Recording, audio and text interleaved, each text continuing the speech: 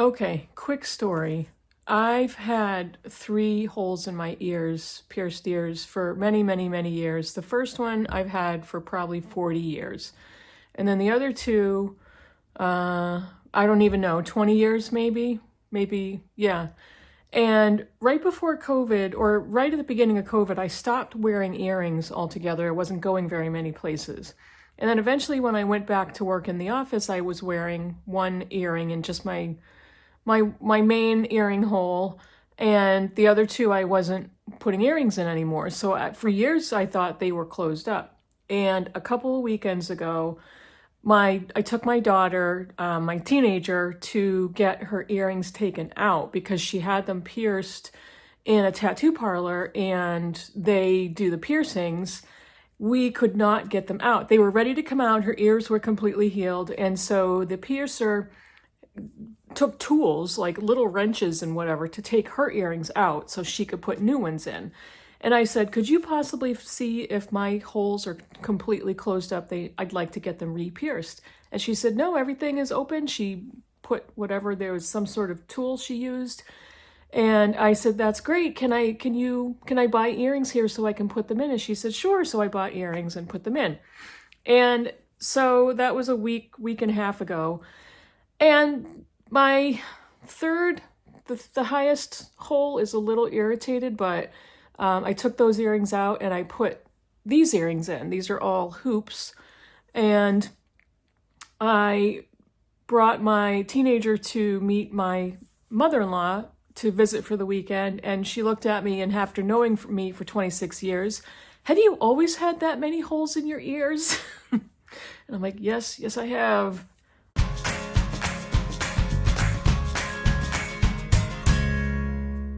Hey Booktube, it's Kim at Middle of the Book March, and it is my bookish week for Sunday. I don't know, I think it's the 19th. And if you weren't interested in the earring story, I apologize for that. You may not be interested in this whole video because it's gonna kind of be specific if you hadn't noticed by my thumbnail. So I did finish one book last week, and I'm currently reading a bunch more. Let's see, where do I want to start? Let me start with the only book I finished. And I listened to this on audio, but I also have the hard copy because the audio was excellent. So I figured I really want this on my shelf. And this is Rethinking Diabetes, What Science Reveals About Diet, Insulin, and Successful Treatments by Gary Taubes. And I gave this 5 stars. This is an excellent book. If you like reading medical nonfiction, or you are diabetic, or you love somebody who's diabetic and you're really interested in learning more about the history of diabetes diagnoses, the history of different treatments and diets that doctors came up with, the information about how diabetes was discovered and what they thought it was caused by, and all of the different remedies that were attempted, and the total 180s that the medical establishment has since done regarding the causes, the potential cures. There is no cure for diabetes right now, just management, the potential treatments and medicines. It's kind of wild when you think about the history of diabetes. And this book is so well-researched, completely accurate. It has so much information. There's not a lot of narrative nonfiction here. There are some stories, a few people whose, not whole stories, but whose experiences are in the book. But it's an excellent book on diabetes. And the rethinking part is Taubes talks about the weird diets, the weird ways that early doctors were attempting to treat diabetes.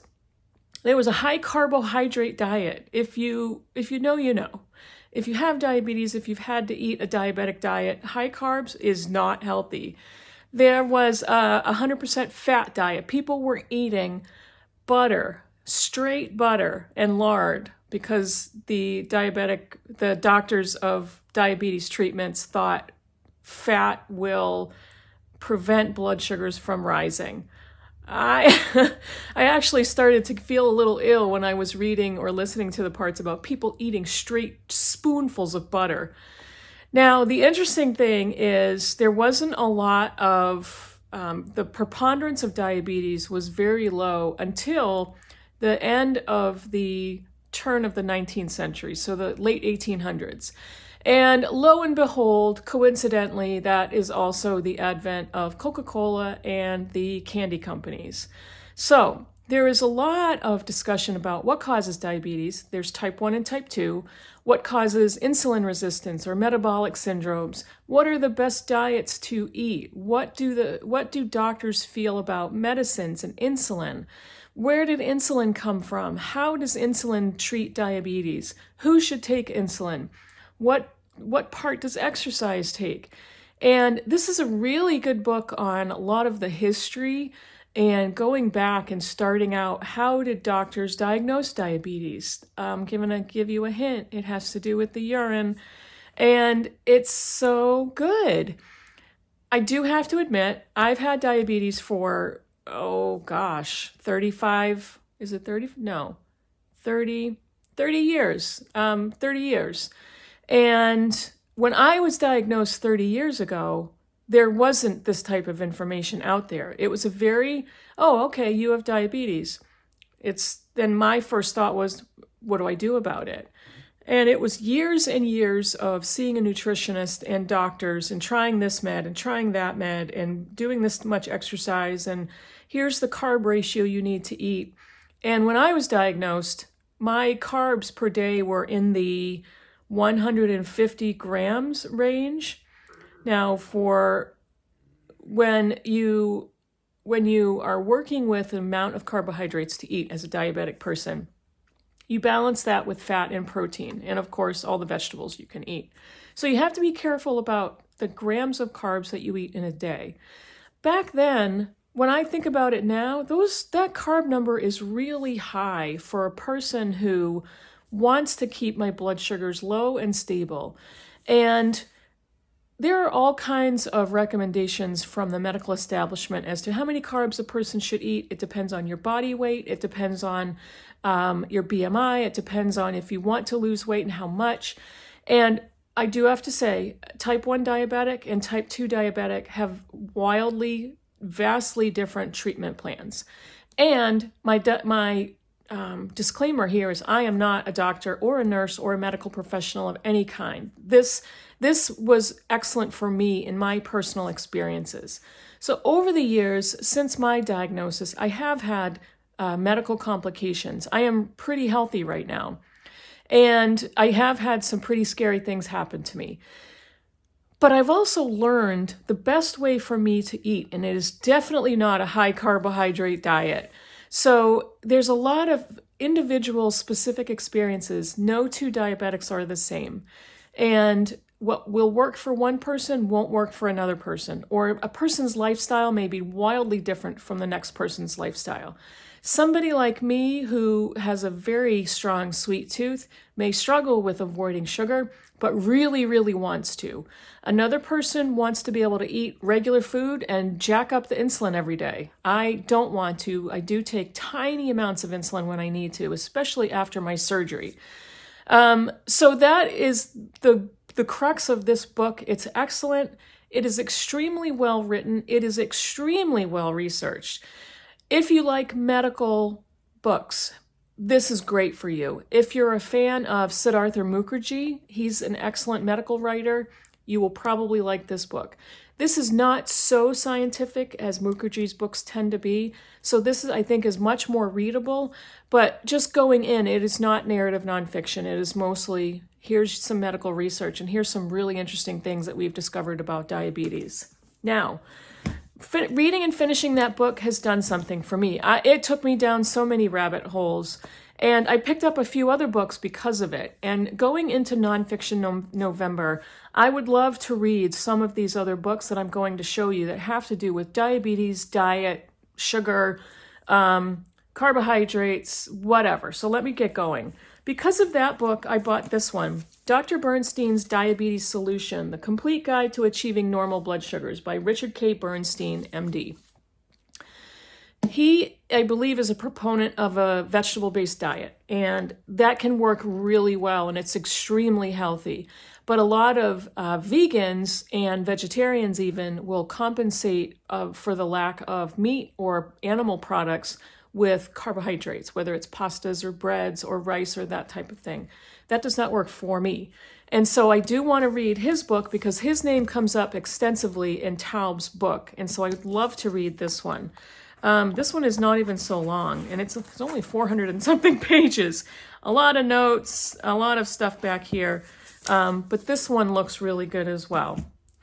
This book also, this doctor also came up extensively in Taub's book, and this is Atkins, Dr. Atkins' New Diet Revolution, the low-carb approach that has helped millions lose weight and keep it off. This came up in the 70s. Dr. Atkins was writing this diet advice in the 70s, and the medical establishment hated him. They thought he was superficial, image conscious, and maybe he was. But what his diet has done for decades, is really apply to people who are trying to eat high protein diets, low carbohydrate diets for health reasons, not simply to lose weight. And I bought this book because I really want to read it. I haven't read it yet, but I want to read what Atkins has to say. And his diet, it was pretty controversial. And I actually, there are still in my grocery store and grocery stores, Atkins products.